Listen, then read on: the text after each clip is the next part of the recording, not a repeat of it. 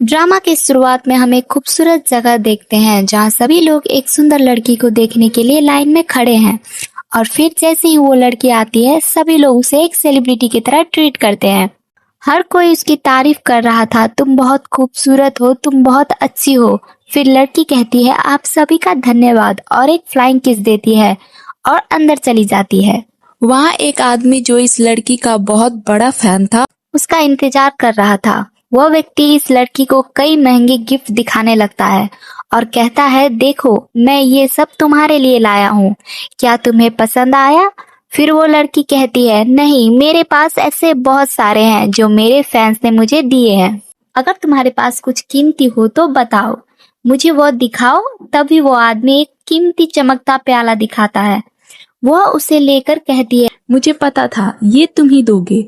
चेहरा दिखाने पर पता चलता है कि वो दासिया की राजकुमारी हमारी फीमेल लीड चीपा है। तभी वो आदमी डर के बोलता है राजकुमारी आप? तभी राजकुमारी चीपा अपनी गार्ड को बुलाती है और उस आदमी को गिरफ्तार करवा लेती है। क्योंकि ये आदमी भ्रष्ट था और शाही कर के नाम से लोगों से ज्यादा पैसे वसूलता था, इसीलिए राजकुमारी चीपा बाहर आके सबको उसके बारे में बताती है। देखो ये आदमी शाही कर के नाम पर तुमसे पैसे लूट रहा था, इसका सबूत इन सूचियों में है, इसीलिए अब इसे सजा दी जाएगी। बाहर सब लोग हैरान हो जाते हैं क्योंकि किसी को भी इस बारे में कोई जानकारी नहीं थी, इसलिए सभी लोग राजकुमारी चीपा का धन्यवाद करते हैं। फिर राजकुमारी चीपा कहती है तुम्हारे पैसे तुम्हें वापस मिल जाएंगे। इसके बाद राजकुमारी चीपा बताती है मैं इस दासिया राज की राजकुमारी हूँ। मेरे पापा का नाम चीशेंग है और मम्मी का नाम शियोन है, जो एक दूसरे से बहुत प्यार करते हैं। और जब मैं पैदा हुई थी तब दोनों बहुत खुश थे क्योंकि मैं उनकी इकलौती बेटी हूँ। इसी वजह से वे मेरी हर जिद पूरी करते हैं। लेकिन जब से मेरे पापा दासिया राज्य के राजा बने हैं उन्होंने सारी जिम्मेदारियां निभाई है, इसीलिए सभी लोग मेरे पापा का भी सम्मान करते हैं। लेकिन दासिया राज्य संभालने की प्रक्रिया में कभी भी मम्मी को समय नहीं दे पाए, इसीलिए उन्होंने फैसला किया कि अब अपनी जगह मेरे भाइयों को देके हम दोनों पूरी दुनिया घूमने जाएंगे। इसीलिए अब मेरे चाचा इस दासिया राज्य का राजा है। फिर चीपा अपने पापा के पास आती है। वे लोग यात्रा पे जा रहे थे तो चीपा कहती है आप मुझे साथ क्यों नहीं ले जा रहे हैं? फिर चीपा के पापा कहते हैं क्योंकि मैं और तुम्हारी मम्मी अकेले ही पूरी दुनिया घूमने का प्लान बनाया है। हम तुम्हें बाद में ले जाएंगे, लेकिन तब तक तुम अपने लिए अच्छे इंसान ढूंढ लो क्योंकि अब तुम बड़ी हो गई हो और इसीलिए तुम्हें अपने लिए किसी को चुन लेना चाहिए। इसके बाद एक जगह दिखाई जाती है जो जादुई है। किसी को भी इसके बारे में पता नहीं है कि ऐसी कोई जगह इस दुनिया में मौजूद है। वहाँ एक राक्षस जैसा दिखने वाला कोई कहता है मैं कमजोर हो रहा हूँ क्योंकि उसकी शक्ति वाली पवित्र बल एक लड़की के पास है, वह उसे चाहिए। यही इस ड्रामा का मेन लीड कैरेक्टर है जो कि एक वुल्फ किंग है और इसका नाम सियंग है। वह एक पुराना दृश्य देखता है जब इंसानों से लड़ते लड़ते घायल होकर वह एक पेड़ के नीचे गिर गया था। उसी समय एक लड़की जो पेड़ पर चढ़ रही थी अचानक सियोंग पर गिर गई और सियोंग की शक्ति की बॉल बाहर आकर उस लड़की के मुंह में चली जाती है।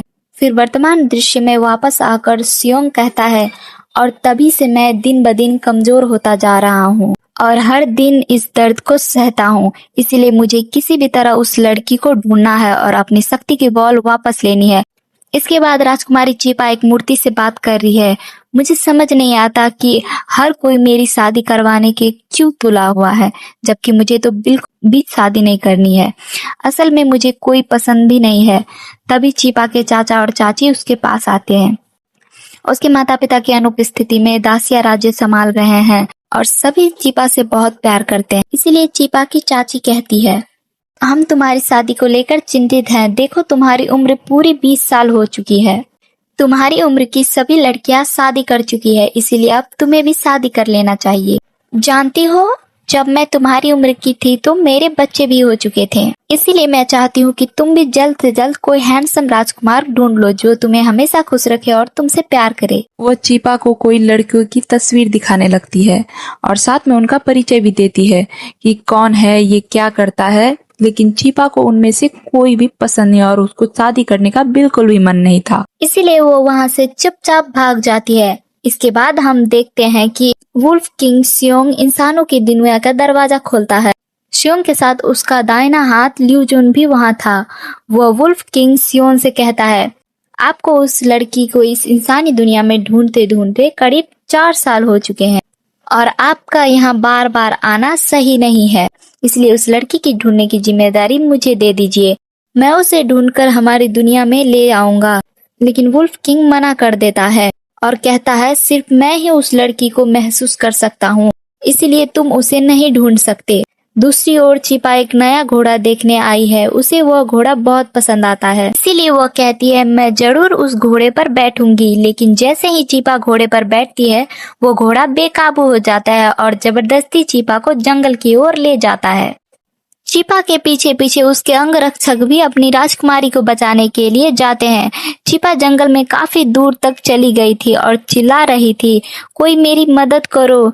तभी घोड़ा चीपा को नीचे फेंक देती है। लेकिन उसी समय वुल्फ किंग आता है और अपनी शक्ति से चीपा को पकड़ लेता है और उसे बेहोश कर देता है ताकि वह उसे देख ना सके। जैसे ही वुल्फ किंग चीपा को नीचे लेटाता है, उसे अपने हाथों में शक्ति महसूस होती है। तब उसे एहसास होता है, ये वही लड़की है जो उस दिन मुझ पर गिरी थी और मेरी शक्ति को गेंद उसके अंदर चली। तो वुल्फ किंग चीपा को अपनी दुनिया में ले जा रहा था। उसी समय वो खुद भी काफी कमजोर हो चुका था, इसीलिए वो चीपा को उठा भी नहीं सका। तभी वहां चीपा के पहरेदारों की आवाज सुनाई दी। दोनों चुप हो जाते हैं। तब चीपा का पहरेदार उसे उठाता है तो चौंक कर जाग जाती है। मैं इतनी जोर से गिरी, लेकिन मैं ठीक कैसे हूँ? मुझे तो एक खरोच भी नहीं आई। फिर पहरेदार कहता है, राजकुमारी हमें यहाँ से चलना चाहिए, यहाँ ज्यादा देर रुकना ठीक नहीं है। तो वह वहां से चली जाती है। लेकिन यहाँ वुल्फ किंग का दाहिना हाथ लिू जुन उनकी सारी बातचीत सुन लेता है और उन्हें पता चल जाता है कि चीपा यहाँ की राजकुमारी है और अब हम चीपा को आसानी से ढूंढ लेंगे। दूसरी ओर चीपा की मौसी ने पूरे शहर में ऐलान कर दिया था कि चीपा की शादी होने वाली है और वो यह भी बताती है कि हमने चीपा के लिए राजकुमार ढूंढ लिया है कि जो एक जनरल है। ये सुनकर सभी लोग हैरान हो जाते हैं क्योंकि उनके लिए ये बहुत बड़ी खबर थी। यहाँ चीपा की मौसी भी बहुत खुश थी। आखिरकार हमने चीपा के लिए एक लड़का ढूंढ लिया और वो कहती है, आगे सब कुछ ठीक होना चाहिए। फिर वह पहरेदारों को आदेश देती है, सब कुछ योजना के अनुसार ही होना चाहिए। फिर हम देखते हैं कि किंग सियोंग और लिू जिन चीपा को ढूंढते हुए उसके राज दरबार में आ पहुंचे थे। उसी समय चीपा उस जनरल के साथ थी जिसको उसके मौसी ने उसके लिए चुना था। दोनों सामान्य रूप से बात कर रहे थे। वह जनरल किसी युद्ध से आया था, इसीलिए वो काफी घायल था, तो चीपा दवा डालकर उसे दे रही थी। उस समय चीपा के पहरेदारियों को लगा कि अब तक सब कुछ ठीक चल रहा है, इसीलिए वे वहां से चले गए। उसी समय चीपा जनरल से कहती है, मुझे माफ करिए, मैं आपसे शादी नहीं कर सकती। ये सुनकर वह जनरल भड़क उठता है और कहता है कि क्या तुम्हें पता भी है कि मुझे कितनी मुश्किलों से तुम्हारे लिए चुना गया है ताकि मैं इस राज्य का भविष्य का राजा बन सकूं, लेकिन तुम मुझे मना कर रही हो। यह कहते हुए वो जनरल चीपा से जबरदस्ती करने लगता है। बहुत मुश्किल से उसकी आंख पर लात मारकर चीपा वहां से भाग जाती है, लेकिन जनरल फिर से चीपा को पकड़ लेता है और कहता है, अब तुम कहाँ भागोगी, बस एक रात मेरे साथ बिता लो, फिर कोई भी मुझे तुम्हारे पति बनने से नहीं रोक पाएगा। उसी समय चीपा जोर से चिल्लाती है और सियोंग उसकी आवाज सुनता है और जल्दी से चीपा को बचाने आ जाता है। उसे देखकर चीपा हैरानी से पूछती है, तुम कौन हो? तब सियोंग कहता है, मैं वही हूँ जो पिछले 4 साल से तुम्हें ढूंढ रहा था। फिर जनरल कहता है, तुम चाहे जो भी हो पीछे हट जाओ क्योंकि वो मेरी है। क्या तुम्हें पता नहीं है मैं कौन हूँ? तब सियोंग अपनी शक्ति से उसे बेहोश कर देता है, जिसे चीपा डर जाती है और पूछती है, तुम कौन हो जिसके पास शक्तियां हैं? तब सियोंग कहता है, तुम्हारा भविष्य। और यह कहते हुए वह चीपा को भी बेहोश कर देता है। लेकिन तभी चीपा की आवाज सुनकर उसका गार्ड आ जाता है और जैसे ही वह सियोंग पर हमला करने वाला था, लिू जुन उसे मार देता है क्योंकि उसके पास भी शक्ति थी। फिर लिू जुन उस गार्ड से आईडी कार्ड ले लेता है क्योंकि भविष्य में अगर उन्हें यहाँ आना पड़े तो वे इस आईडी कार्ड से आसानी से यहाँ आ सकते हैं। और आखिरकार दोनों चीपा को अपने साथ अपनी दुनिया में ले जाते हैं।